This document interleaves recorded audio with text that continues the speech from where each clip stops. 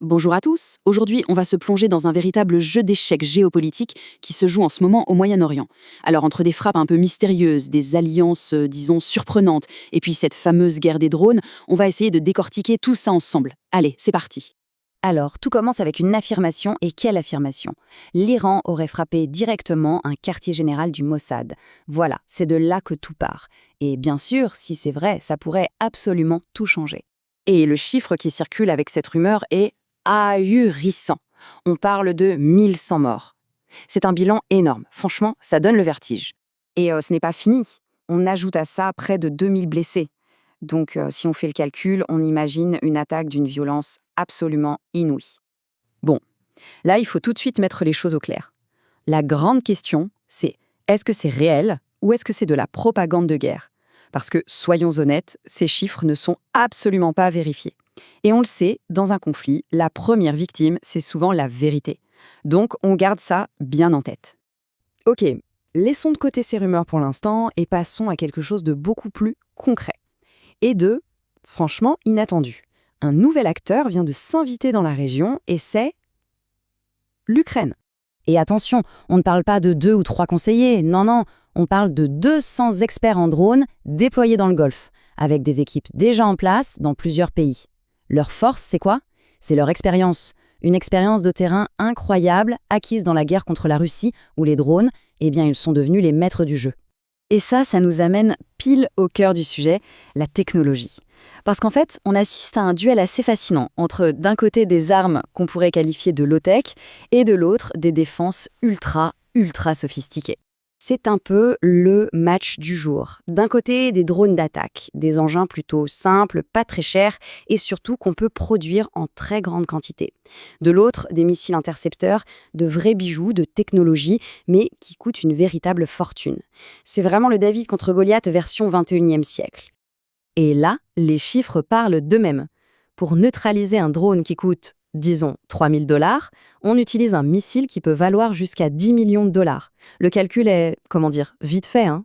C'est une stratégie d'usure parfaite pour l'attaquant. On sature les défenses adverses à moindre coût. Et c'est justement là que l'expertise ukrainienne devient cruciale.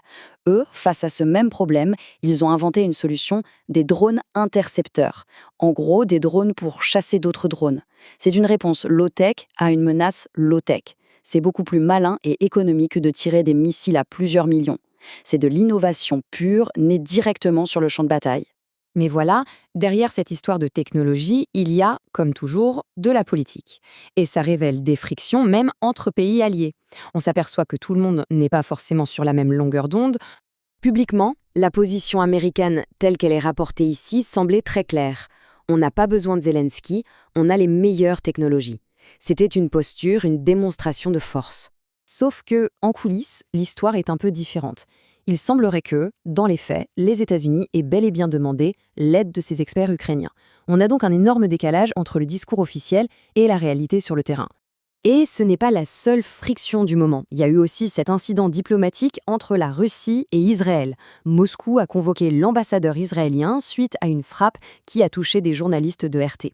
Ça montre bien à quel point chaque action militaire dans cette région a des répercussions diplomatiques immédiates.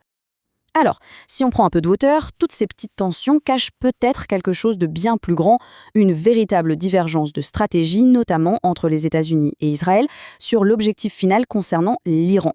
L'élément qui aurait vraiment mis le feu aux poudres, ce serait une frappe israélienne sur un champ gazier iranien, le site de South Bars. Une attaque que les Américains n'auraient pas du tout validée, et d'ailleurs ils s'en sont distanciés publiquement. Et ça met en lumière deux visions radicalement différentes. D'un côté, Washington qui, selon la source, viserait un changement de régime en Iran, mais un changement de régime, disons, contrôlé. Et de l'autre, Israël, qui aurait un objectif bien plus radical, le démantèlement pur et simple de l'État iranien pour redessiner complètement la carte énergétique et politique de la région. Et cette vision à long terme, elle est illustrée par cette citation attribuée au Premier ministre israélien. L'idée serait de construire de nouveaux pipelines qui traverseraient la péninsule arabique pour arriver directement en Israël sur la Méditerranée.